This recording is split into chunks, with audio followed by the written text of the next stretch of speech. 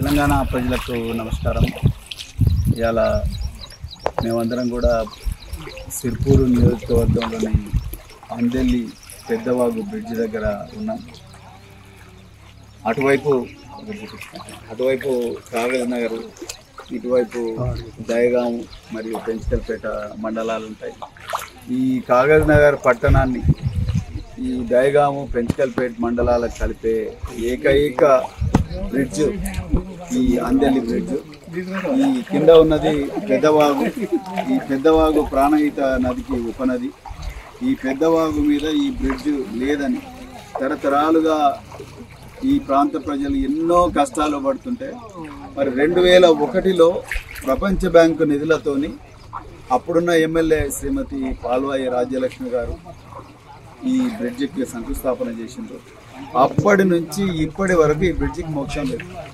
2020 సంవత్సరంలో 2019లోనూ వాగు వస్తే మొత్తం బ్రిడ్జి కూలిపోయింది. నాసిరకం పనులు, కాంట్రాక్టర్ మీద ఎవ్వరు కూడా యాక్షన్ తీసుకోలేదు. ఆ 2020 నుంచి ఈ 2024 వరకు కూడా ప్రతి ఎండాకాలంలో మట్టితోని కోట్ల రూపాయల బిల్లు పెట్టుకొని మట్టి బ్రిడ్జ్ చేసుడు నామకే వస్తే, వానకాలంలో కొట్టుకొని పోడు. ఈ ప్రాంత ప్రజలందరూ కూడా ఒక 100 కిలోమీటర్లు ఉల్టా ఆ పెంచకల్పేట మీద నుంచి ఇంకా సీతానగరం నుంచి మళ్ళా రెబ్బెన నుంచి కాకినాడకు రావడం అంటే కనీసం 100 కిలోమీటర్లు.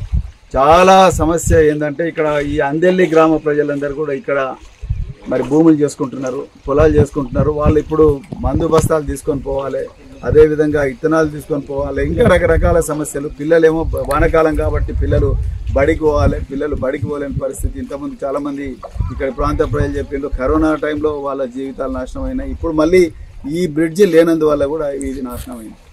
మేము ఇంతకుముందు గత సంవత్సరం కూడా ఎలక్షన్లప్పుడు దాదాపు ఒక సంవత్సరం ముందు నుంచే ఈ బ్రిడ్జి ఆగ మేఘాల మీద మరి నిర్మాణం చేయాలని అప్పుడున్న ప్రభుత్వంతో కూడా కొట్లాడడం జరిగింది.